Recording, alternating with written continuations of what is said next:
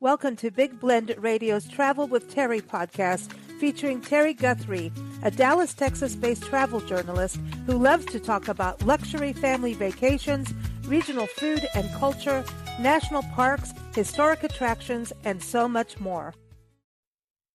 So welcome, everyone. Very excited to kick off the next season of Travel with Terri here on Big Blend Radio. And she was on our show for New Year's Day talking about her theme word of the year. And she said it was 66. Now, I don't know many people who pick a number as their theme, but you know what? Route 66 is celebrating its centennial this year, 2026, and it's very, very exciting. It is such an iconic road trip route in this country, and I know people from all over the world travel here to go on this highway, and we love it. And we know that road tripping is so popular. It's growing in popularity. It's a great way for families and friends to get out there. Even, hey, what a good way to start. You know, if you're dating someone and you think, oh, you know, I want to get to know them even better, we all know a road trip will sort it out. So I'm just going to say that. So welcome back and Happy New Year, Terri, and Happy New Year to all of our listeners. Happy New Year, Lisa. Yes, we're excited about 2026. I know. This is cool. So you promised you were going to finish Route 66 in 2026. Have I got this right? I'm just kind of making sure we stick to this theme word resolution of the year. That's correct. Yes. So I only have that little stretch from Springfield up to Illinois to Chicago, and then I will have the entire route completed. And I'm so excited about it. And of course, I think I probably know the Oklahoma Route 66 the best since I'm here so often, and it has the longest stretch, of course, and there's so many iconic places. So very excited to talk to you today about what all is going on. I know. Okay, so Route 66, we want to give people a little overview of the Mother Road. So how many states? What is it? How many states? 1, 2, 3, 4, It's 5, 8. 6, 7, 8. Yes. So it's Illinois, Missouri, Kansas, Oklahoma, Texas, New Mexico, Arizona, and California. Yeah, you're in Oklahoma. Now, you are actually on location again, and you're going to hear way more of that this year, everyone. We're Yes. going to hear some special features. This is going to be an action-packed year of Travel with Terri. But right now, aren't you on location at the Oklahoma Historical Society? Yes, I am. I sure am. And they have been very, very busy here getting ready for the centennial. In fact, America is ready to celebrate the 100th birthday of Route 66, and Oklahoma has been a huge part of that, and I can't wait for you to hear more. But in celebration of the Mother Road Centennial, everyone needs to get ready for an epic road trip. I can't recommend this enough. And get ready to explore Route 66 because it's so much more than just a highway. It's a very powerful symbol of freedom and movement and the ever-changing American West. So when you travel down Route 66, you'll step into a century of travel, transformation, and timeless Americana. And that's what I love so much about it because it's just so nostalgic. And anytime we ever see anything about Route 66, Ron knows that we've got to pull over, we've got to go and experience, and I've got to take pictures at it. But Route 66 winds through 8 states. But today, as I said, we're focusing on Oklahoma, which has the longest stretch of Route 66, over 400 miles. And that's more than any other state. So I'm just going to say, if you can only go to one, come to Oklahoma because you'll get a lot of bang for your buck here. And they have got the best stops. I absolutely love the Route 66 locations here in Oklahoma. It's exciting, you know, and I did not know that about Oklahoma having the longest stretch. You know, I think we've done parts of it. I know we've done parts of New Mexico. I've done all of Arizona, actually all of New Mexico, parts of Texas, parts of Illinois. Yeah, I think we're doing pretty darn good, actually, when I think about it. I don't know, man. We might just have to just do it get in the car and do the whole thing. Sometimes that's the way to do things. You won't regret it. And let me tell you, it's just not people from the United States or local people doing this. I know because I've met so many international people that come here. This is a very iconic road trip for international people to do when they come to the United States. They love it. It is a thing. And I know I was at one of the stops recently, and they have a book that you can register in. And I was just looking through there, amazed. I mean, it was Italy, Brazil, Japan, Africa. I mean, any place in the world you can imagine, they are coming here to see this iconic road known as the Mother Road. It's very cool. Very cool. Now, you've got a special guest joining us today. Please tell Mr. Trait Thompson is joining us. I know he's the executive director of the Oklahoma Historical Society and Oklahoma Route 66 Centennial Commission, and he's also on the U.S.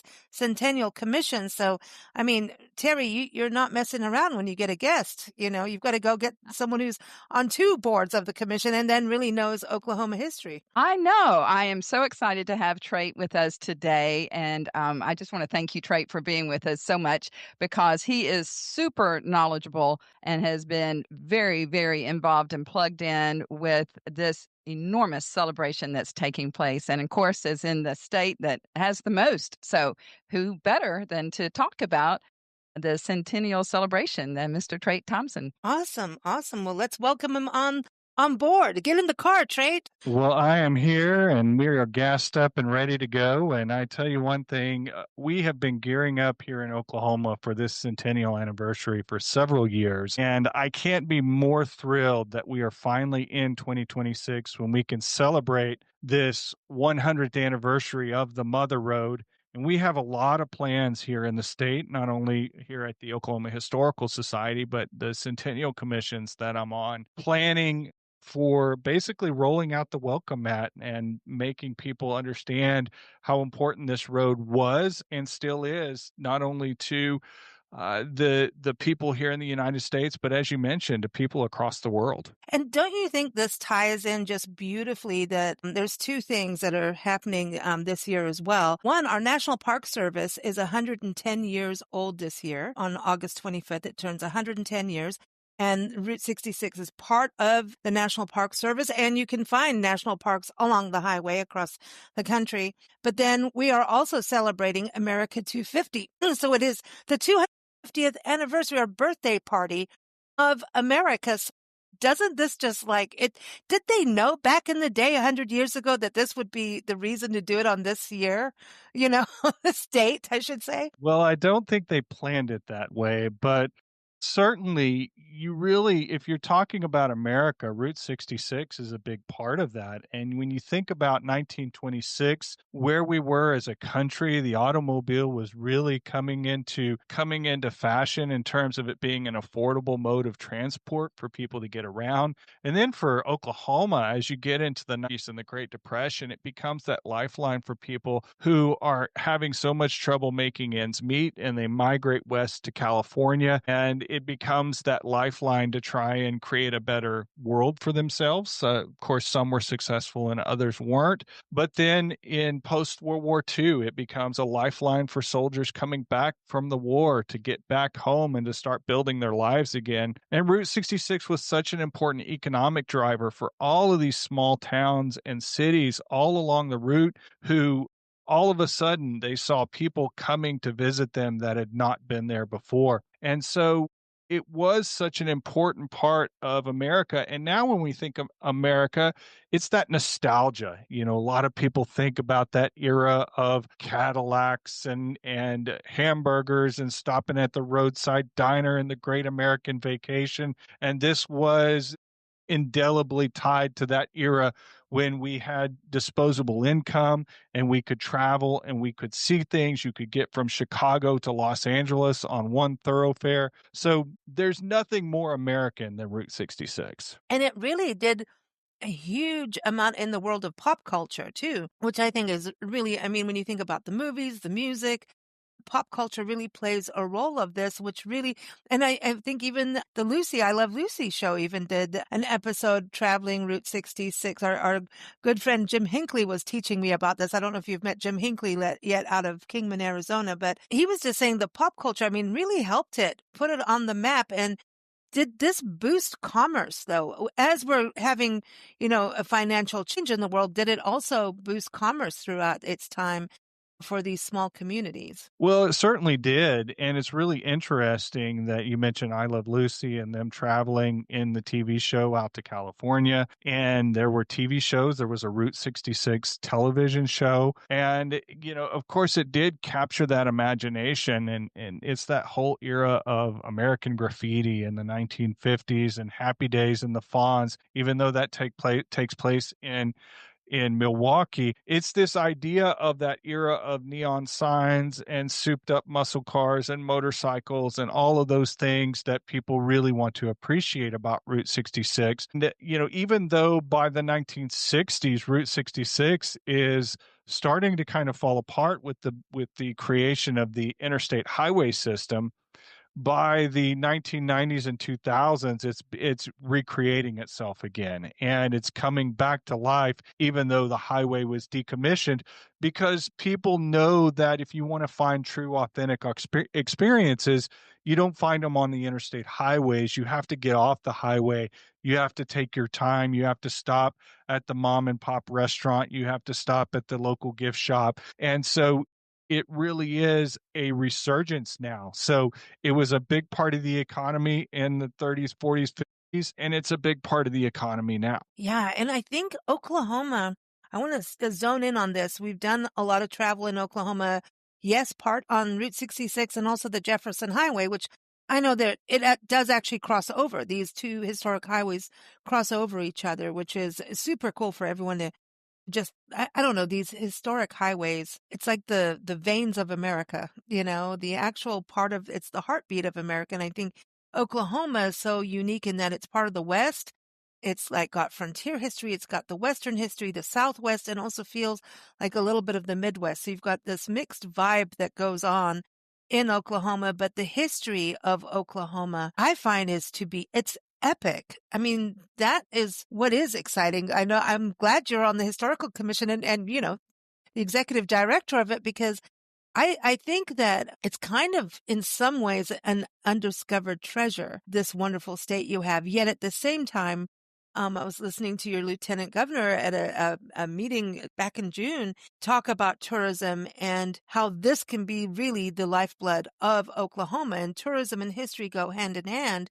So wouldn't you say this is a way for, like, when people travel Route 66, for them to get out of the car and maybe go in the museum? Yes, go get all the selfies at all the cool, interesting roadside attractions, but Oklahoma has some really fascinating history to offer. Well, I think Oklahoma is one of the most fascinating states in the country, and that is Mhm. spoken by someone who's not originally from here. I actually grew up in Texas.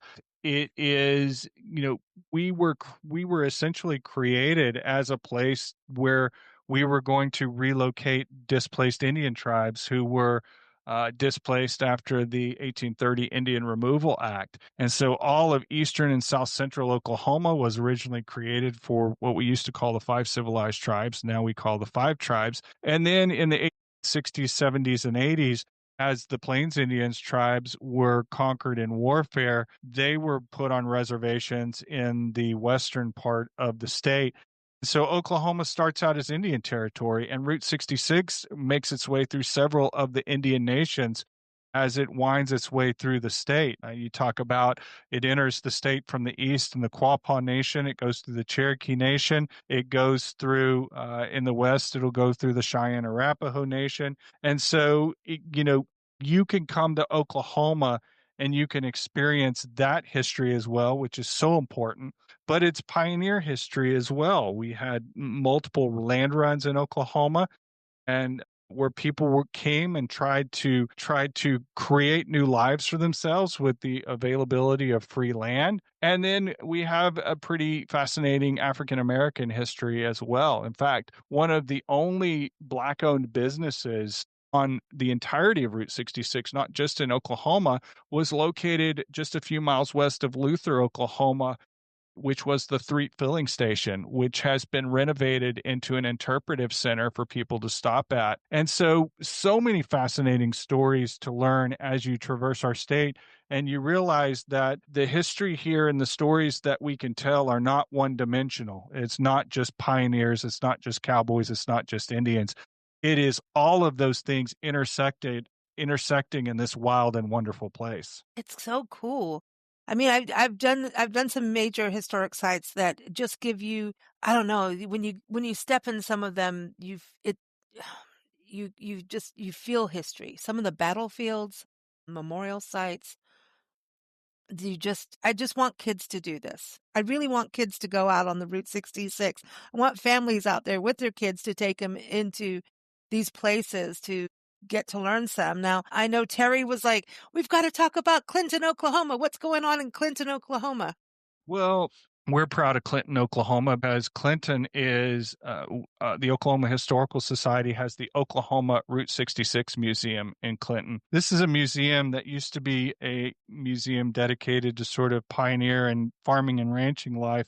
And then in the 1990s, it was converted into a Route 66 museum, and it is widely recognized as one of the finest Route 66 museums on the entire route. And we have routinely guests who stop from many different countries there. We will have traveling groups, motorcycle groups, car clubs that stop year after year after year because of the experience that they have there, because of the friendly hospitality we offer. But the museum is a first-class museum, and you really get a sense of Route 66 through the decades in Oklahoma at that particular museum. The artifacts are first rate there. And so I think everybody should make Clinton, Oklahoma and the Route 66 Museum there a stop for their Route 66 road trip. I absolutely agree. Sounds like fun to me. I wanted to also talk about the reality is that you have historic towns that people can go to as well, right? On Route 66, like Miami isn't, I think it's the Dobson Museum is one of the museums I would recommend people go to. I've interviewed the director there. And so some of the museums like isn't Veneta also very historic? So people can get that sense of small town America. Well, I have to tell you that if you said Miami here in Oklahoma, that would clue you in that you're not in Oklahoma. I know I did it wrong. As soon uh, as I said it, I went, "Oh my gosh, I did it! I'm gonna get a spanking somewhere." you have to say it's Miami. That's Um, it.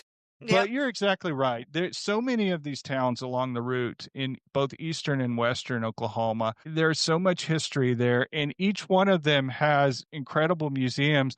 I like to think of Claremore. You know, the Route 66 was in the 1950s was named the Will Rogers Highway. And in Claremore, there's the Will Rogers Memorial Museum, which is also part of the Oklahoma Historical Society, which was built in 1938 as a memorial to Will Rogers, and now it's a fantastic museum. People have to stop there. Will Rogers is America. And at the height of his popularity in the late 20s and early 90s, he was probably one of the most popular people in the entire world. But Claremore also has a great history museum itself. And then the J.M. Davis Arms Museum. If you are into firearms, that is a museum you definitely need to stop at in Claremore because they have some of the rarest firearms in the entire world. So just Claremore, you could spend an entire day there and you haven't scratched the surface of other places. As you roll into Tulsa, you can see the Greenwood Rising Museum that really pays tribute to the 1921 Tulsa Race Massacre. You can go to the Bob Dylan Museum, and you can go to the Woody Guthrie Museum, and you can visit the Outsiders House, which is the place where Francis Ford Coppola filmed the Outsiders movie in the 1980s. So there are so many places to stop and see, so many landmarks along the road. You know, getting into Arcadia, Oklahoma, there's a couple of great spots there. The Round Barn that was built in the 80s. And then you have Pop's Soda Shop, which is one of the stops that everybody has to make because they have all kind of different sodas you can buy. If you ever wanted to taste what ranch dressing soda tastes like, then you have to stop at Pop's. By the way, I do not care to know what it tastes like, so I've never purchased that one myself. But you've also got iconic things like the Blue Whale, right, of Catoosa. That's something people look for. And you've got Muffler Men. A lot of people love the Muffler Men. But you were mentioning Tulsa. And doesn't that have like an actual Route 66 Main Street that people should really experience? So we look at Main Street America because having Main Street America, across our country, right? But then it's on Route 66 too. I think that is really something I'm all about historic buildings and preserving the integrity of a town. And I think our main streets are so important because back in the day, it's where people used to live, work, and play. You'd have, maybe even your vacuum cleaning shop back remember those? Vacuum store? I'm dating myself now, really. But it's small town. It's not just always small town because it's in cities too, but I don't know, it's a piece of quality of life and keeping the story of a community. Well, Tulsa, since you mentioned it, Tulsa's probably done one of the best jobs of any city in the entire country of preserving its Route 66 history. They have put a lot of their own money into preserving neon signs and also into creating new and replica signs of things that were there before. That 11th Street stretch of Tulsa on Route 66 is absolutely incredible. That's where you have Mary Beth Babcock has really created all of the muffler men there with Buck Adams, Cosmic Curio Shop, Meadow Gold Mag. Now she has Stella Adam, which is the female companion of Buck Adam there. And there are wonderful restaurants, wonderful shops all along that 11th Street stretch in Tulsa. And yes, it is something where Oklahoma has put a lot of money into making sure that our visitors will have a great experience. In fact, out of every state on the route, in terms of state dollars, we put more dollars in than any other state combined. At this point, the state of Oklahoma for the last 3 years, I believe, has invested $6 million into grant funds each year into creating new projects of beautification and restoration on Route 66. And I at this point, I believe they put in around $18 million into Route 66. So when you roll through El Reno, Oklahoma, there's a brand new visitor center and interpretive center that was partially funded with Route 66 grant dollars. When you go to Hydro, Oklahoma, there's an old Route 66 bridge that they have taken, and they're creating a whole roadside attraction out of that. They are putting money into the restoration of neon signs. In fact, we just got a grant in Clinton for the restoration of the Glancy Hotel sign. The Glancy Hotel was unfortunately torn down, but the sign was saved. And we just got a grant to completely restore that sign and put it on the grounds of the museum in Clinton. So the state has put a lot of money into making sure that people have a great experience on Route 66. The Blue Well you mentioned is getting a complete facelift. They're putting in a visitor center there. People will come and enjoy themselves on Route 66. Some of these projects will be finished. I'm excited about it too, because when I think of even like Veneta, our friend Beth Hilburn, her and her husband own and run the Highway Cafe and the Western Motel, which is next door to each other, and they have the Giants, and they have a Muffler Man. They have they have the big boys, and they have a Betty Boop and an Elvis, but they also worked on grants for their neon signs. And I think that is so exciting because at one point, our neon signs, that's a part of America, the Americana that was going away. And I think the Centennial really got people, I know even Albuquerque, New Mexico really started getting back on the wagon of neon signs. So I find that exciting that you guys have grants to do that, in Oklahoma. To help the Route businesses. 66 will be lit up like a Christmas tree all through Oklahoma. And we're very excited about that. Many of these signs that have been dark for decades are coming back to life now. Now, I wanted to talk to Terri a little bit because she's done so much on the route, because I know she's got a few places that she really enjoys. I want to come back to you too, Trait. But Terri, I wanted to ask you about Tulsa a little bit. Terri, have you been to Tulsa? I used to live there part-time, actually. So, See? yes, I know Tulsa pretty well. The feeling there's some Tulsa men that have been making news, like Ethan Hawke, and I just really good people that come out of Tulsa, and one of them is J.J. Cale. So do you think that since, Woody Guthrie and Bob Dylan have museums, that we can make a thing for J.J. Cale, to the musicians J.J. Cale? Oh. Really, I'm sorry, but he's like one of the best songwriters on the planet, I think, personally. Yes. I mean, what's going on in Oklahoma with that? It's amazing, isn't it? Well, Trait could speak more on that, but I do know that, of course, Oklahoma is just a mecca of music. There is everything here, and we have always been surprised at all that goes on in Tulsa. I have to say, that was so much fun when we lived there for a couple of years just recently, and it was like every time we were in Tulsa, we were discovering new and different things and so many cool historical things. But one of the things that really got our attention is the Woody Guthrie Center. Of course, we claim Woody Guthrie as our relative. I'm not too sure about that, but Ron's call sign when he was a fighter pilot was Arlo. Yeah. Yep. So yeah, we claim him. But the Woody Guthrie Center is fantastic. I cannot tell you. I've been to it probably 3 or 4 times now and always learn something new. Please, if you go to Tulsa, go to the Woody Guthrie Center. There is just so much American history there. And there's just no other singer that encapsulates the spirit of Route 66 better than Woody Guthrie. He's considered one of the most important and influential American folk singers and songwriters. And there at the center is where you'll just see they have like his original music and his fiddle and his guitar. And he sings so much about the Mother Road and really Yes. inspired hundreds of musicians. That's why they have the Bob Dylan Center that's adjacent to Woody Guthrie, because he was such an inspiration to Bob Dylan, which is just one of hundreds of musicians that Guthrie really inspired. But he's just one of thousands of Okies, of the so-called Okies, that traveled along Route 66 to California in search of work. And, you've seen that show, the movie, The Grapes of Wrath. I mean, those journeys were just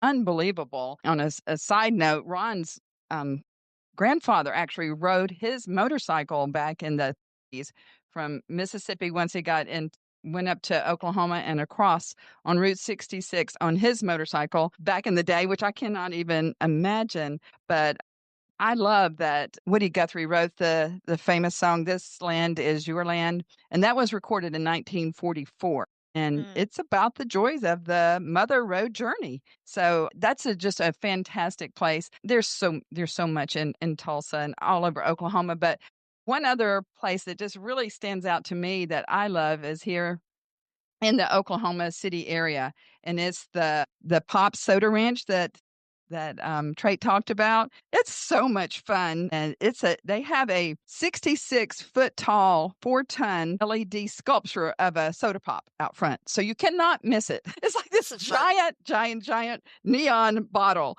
And I told him I actually have a photograph of that I'm entering in a photo competition because it's so beautiful. In that particular day that we were there, had the sunset going on and everything. But I had to tell you, he talked about the ranch dressing. It's just fun to go in there and see because they have like anything you can imagine, from apple to kumquat to bacon, buffalo wing. Lisa, they have 700 varieties of soda in there, and the walls are just lined with them. And then just right down the road from there is the Arcadian Round Barn. This has got to be one of the most iconic things to see on the entire Route 66, I think, because I think this is so interesting. It is truly the only round barn in the entire United States. It's not hexagonal or octagonal, but it's round. And it remains open daily for tourists to stop at. And it's beautiful. You go in the top of it, the woodwork is just awe-inspiring. I love being up in the top of that barn, and they have a lot of live music there all the time, and they certainly welcome visitors always. But it's just a really iconic place to stop. So those are 2 of my favorite places so far. But I haven't been to the museum yet in Clinton, so we will check that out. There's so much in Oklahoma City. I mean, there is. Oh yeah, it's huge. I mean, and the museums too. There, I mean, that's amazing. Yes. And I love here that we now have a home here in Oklahoma City. All the time, I'm like, oh, we're on Route 66. I didn't realize it. Like the other day we were in Edmond and I was like, my gosh, there's that old territorial schoolhouse that, I had read about and seen. I mean, you'll just look up and there it is. Oklahoma City has a ton of things to see. So this is one thing I would suggest to tourists is to give yourself plenty of time. This is not a short trip or come and take it in pieces, but there's so much to see. So allow yourself plenty of time to get out, learn about the different things, have plenty of time to take pictures, to eat at all the good restaurants, because you don't want to miss it. It's just so iconic. And this is the thing to do for 2026. And you can get a passport. This is the thing. It's like I love Yeah. the park passports. Terry, you and I share that love of national parks, right? And I Yes, we love that do. you're about family. So like before we get the passports, I kept talking about families going to museums. This is a really cool way. And getting the passport, that really everybody's like, let's go get our stamp, but you do beyond the stamp, do beyond the selfie, Instagram Uh-huh. selfie kind of thing, right? Is actually go in and have an experience. And, as we travel now, it's so interesting how we want these really incredible experiences that are authentic. I know that word's been used a ton, right? But it's true. That And it it doesn't matter is. what age we are. We want something Right. real. Well, that's what I was going to say also is that this is a vacation, a road trip that is great for all ages. It is certainly multi-generational. And I love that they do have the Oklahoma Route 66 passport because it features 66 incredible stops along the Mother Road. And you can earn prizes or get a special commemorative coin. So I think it sounds a lot of fun. I'm going to do this with our grandsons and just use it like a scavenger hunt. And I think that they will love it and they won't even realize that they're learning so much all along the way. And then they'll just be killing it in Oklahoma history when they get in high school. I love But that. Yeah. I think it's going to be fun. And the neat thing about it is that we can do so much, right here in Oklahoma City. And then once we get everything nailed down in Oklahoma City, then we're going to start taking them to some other locations along the state. But let me let Trait tell you about some other different great resources that our different travelers can look at in order to find more information on what's going on this year, because I know that not only do we have the things that have, been here forever on Route 66, but there's a lot of special exhibits and things going on as well. Is that correct? Absolutely. We here at the Oklahoma Historical Society, Oklahoma History Center, which is one of those great museums right on Route 66, we're opening up a new exhibit on Route 66 in May of this year. We're very excited about that. We are also going to be debuting a new documentary film about Route 66 in Oklahoma, and our goal is to showcase that film at various Route 66 towns, hopefully in some historic theaters as well. We're still working on that schedule, and we are planning some great events this year. On May the 30th, there's going to be two big birthday events in Oklahoma. The first one is going to be here in Oklahoma City at Scissortail Park, and it's going to be our big birthday bash. That same day in Tulsa, they are going to attempt to set the Guinness World Record for the longest car parade. And so that's on May the 30th. And then on November the 11th in Tulsa is another birthday bash. Now, November 11th is the actual birthday for Route 66. That is the 100th birthday. So they are going to have another big event in Tulsa on that day. And then there will be various events. Every community along the route will be doing something.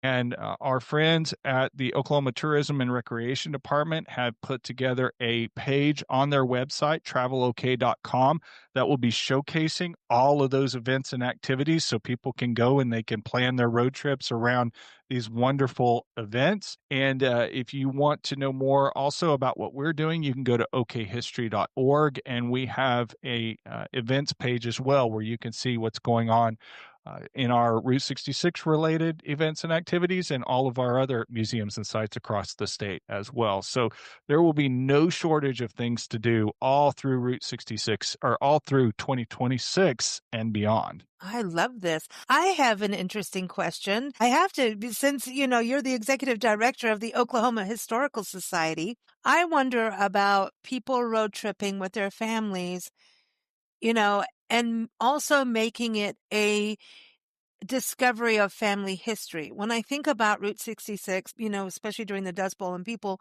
moving west to California, what a great way to go back to your roots in a way and use a road trip as a fun way to step in your ancestors' roots. Have you seen that kind of history happen in Oklahoma? I mean, I know you have, but do you think Route 66 is a way to discover some of those? those actual connections within your own family. Absolutely. And there are numerous museums all along the route where you can do that. I loved when my kids were younger, they're older teenagers now, but when they were younger, I loved to go to different museums and have them kind of put yourself in the shoes of these people. What would it have been like to cram into an old Model A pickup truck and to try to make your way across the country.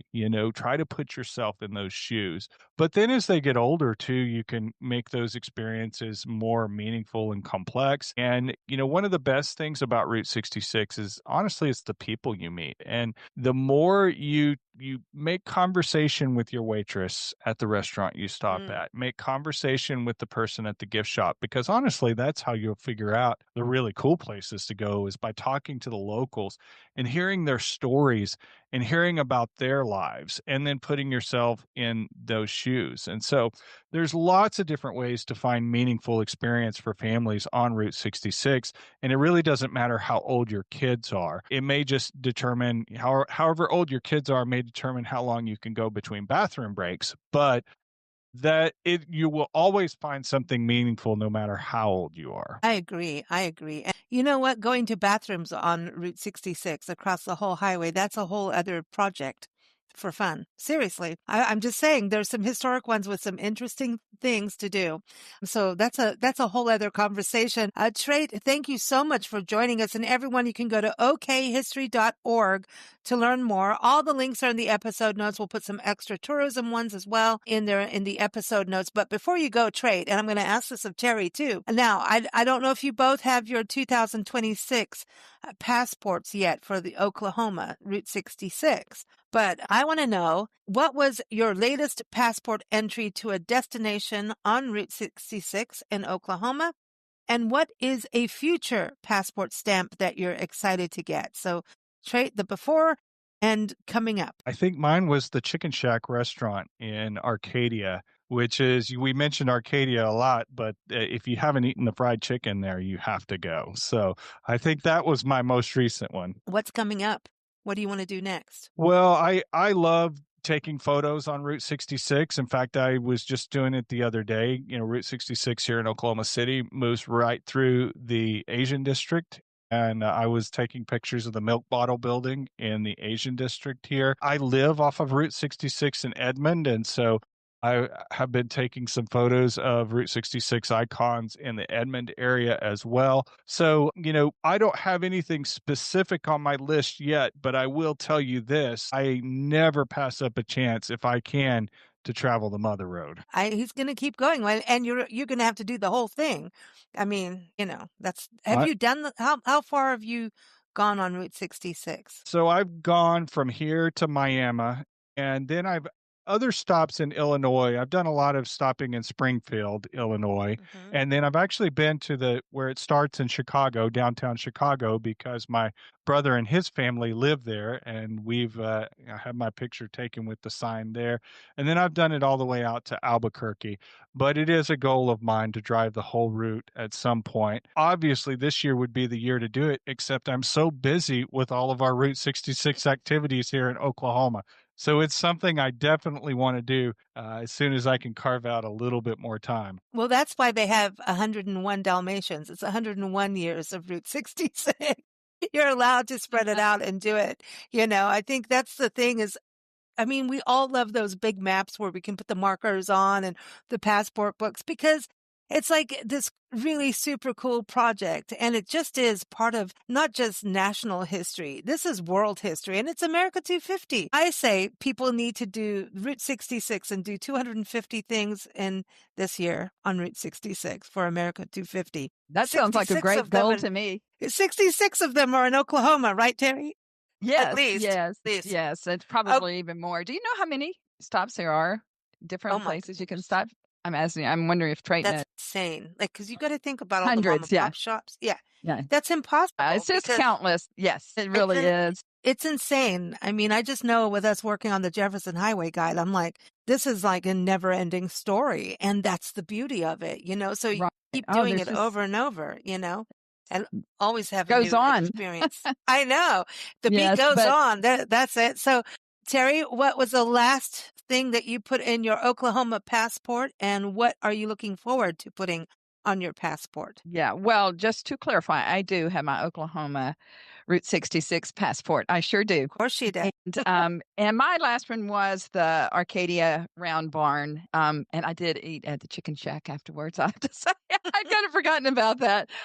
But that was my last one.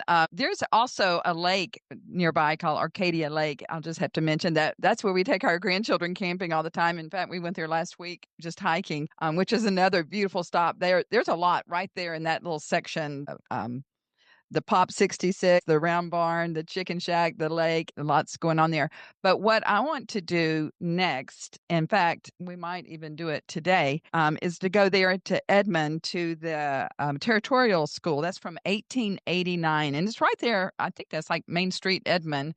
And it's looks so fascinating. And one of the reasons why I want to go there also, as I was telling Trait, my grandmother and her sisters came over from Mississippi by train to Oklahoma to teach school. And they were all school teachers, and they taught in like territorial schools like this. So it has a very special meaning to me. And then on a fun side note, all 5 of them married a man from Oklahoma. So my grandfather is from here. And so this is all very special to me and has a very special meaning. And there's so much so. And I will tell you right after that, my next trip's going to be to Clinton to go to the Route 66 Museum because I was unaware of that. And I'm very excited to see it as well. So me asking Trait about, family history, you just told the story right there. So Yes. it's a for real thing. Well, genealogy is one of the top hobbies in the world. Right. And he told me I can come here to the Oklahoma History Society and I can look up. They have a huge area where you can do a lot of research. And if you're like me and really don't know how to do all that there are volunteers here to help and assist you in looking up any type of genealogy or history in Oklahoma. They have it all right here. And this, I might add, is an unbelievable building and facility. It is very impressive. So I would recommend everyone to stop here on your way too. They have a podcast there. Trait has a podcast right over there. Yes. Yeah. Yes, he does. Yes, he does. And the name of his podcast is A Very Okay. Okay, I love that. A Very Okay podcast. We cover Oklahoma history and we are on all the platforms. I love this. I'm going to tune in. And I love this whole thing about the genealogy because imagine this, like you find out, okay, my ancestors were in this town. Maybe you can see their old house or go to the church where they were married or maybe laid to rest. And then there's a historic soda shop, I'm going back in the soda mode. I'm starting to think, can we put a vinaigrette with bacon as a soda? I don't know. Anyway. Let's not go there. There's just so much fun. Route 66 is fun. Yes, it's educational and it's historical, but most of all, it's fun. And I guarantee you, this would be the road trip of a lifetime. Yeah, and to find family history, but then actually go to the places they may have frequented, maybe the old General Mercantile or something like that, that's still standing. And then you go, my ancestors came here, maybe bought pots and pans or a tractor, who knows, in those kinds of stores. That is so epically cool. And we're at that stage in our country where we're able to, because we're still a new country, when we look at Europe and other parts of the world, that we're able to have this immediate family history that's a little easier. I know for different groups like Indigenous people, that's a little more difficult, but that's also being worked on. And so I'm sure Oklahoma's got good resources on that as well. But Terri, you did good, girl. I mean, what a way to start the year of Travel with Terri. Yes. This is fantastic. I want to thank Trait Thompson for joining us. Again, everyone, you can go to okhistory.org and all the links are in the episode notes as always. We can't wait for our next episode. Travel with Terri is here every couple weeks. She is traveling so much and doing so much on location. So that's it every 2 weeks or so. But then I know we're going to have some special runs with special series and all kinds of good stuff. So it's going to be a great year. You can also keep up with Terri at travelwithterri.net. She's on Instagram and also YouTube and Facebook and LinkedIn. And she's everywhere. She goes everywhere too. So thank you so much, Terri. You take good care. Thank you. Thank you, Lisa. I appreciate you. And thank you, Trait. Happy to do it. Thanks for joining us here on Big Blend Radio's Travel with Terri podcast. You can follow Terri's adventures at travelwithterri.net. And that's Terri with an I, not a Y. Follow us here at bigblendradio.com. Happy travels!